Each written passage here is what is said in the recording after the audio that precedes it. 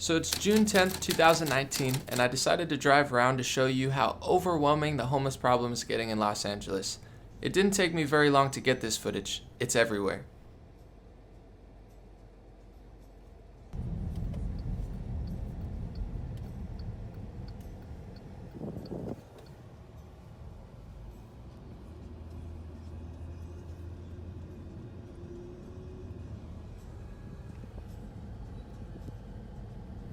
The real reason I was inspired to do it today is because I heard California is approving free healthcare for illegal immigrants. I paid about $8,000 in taxes last year, and I don't even have free healthcare. To quote the legend Herschel Walker, not to point any fingers in California, but why would you give free healthcare to illegal immigrants when your streets are littered with homeless legal residents, trash, and tents?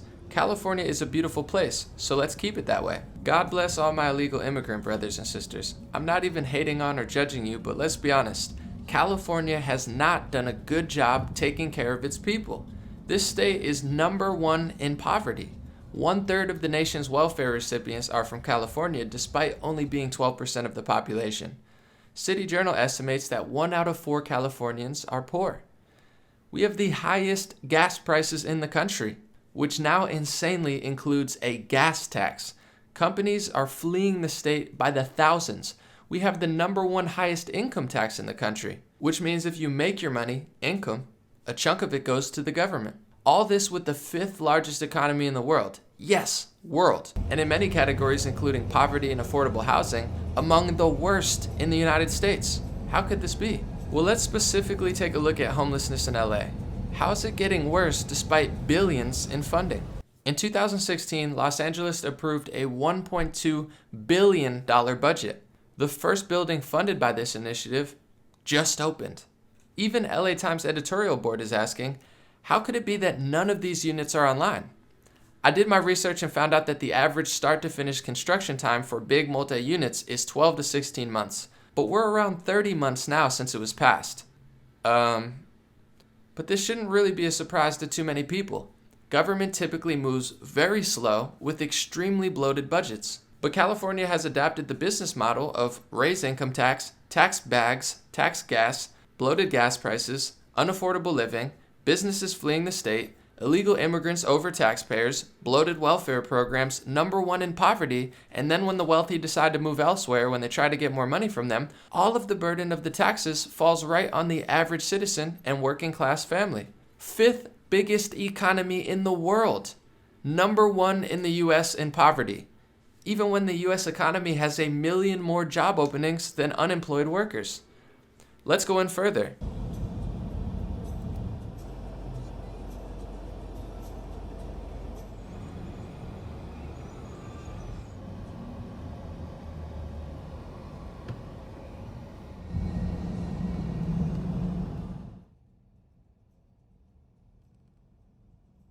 The National Law Center of Homelessness and Poverty finds that insufficient income and lack of affordable housing are the leading causes of homelessness. For women, domestic abuse is the leading cause of homelessness. Top 4 reasons for homeless families: lack of affordable housing, unemployment, which is very weird due to the fact that there are 1 million empty jobs, poverty, low wages. Top reasons for unaccompanied adults who are homeless: lack of affordable housing, unemployment, poverty, mental illness and lack of needed services, and substance abuse and lack of needed services. I've heard a lot of people blame Ronald Reagan for his move in 1981 when he revoked federal funding for mentally ill patients and gave that responsibility back to California.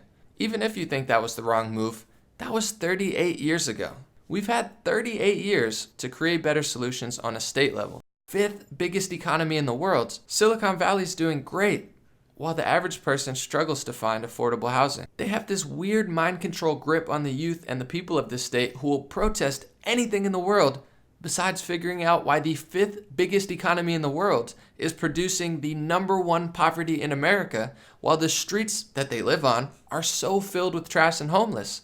It's literally impossible to ignore. I'm going to quote Thomas Sowell real quick. You cannot subsidize irresponsibility and expect people to become more responsible. When you crush the working family into oblivion, prioritize non-citizens over citizens, make a welfare program that is harder to get off than it is to stay on, where if you make enough money, you don't get the certain housing, food, or money, which makes it really hard for the people on welfare to level up. It's not a fair system. In a climate where affordable housing is non-existent, unless you want 6 roommates or unhealthy living conditions, what do you really expect?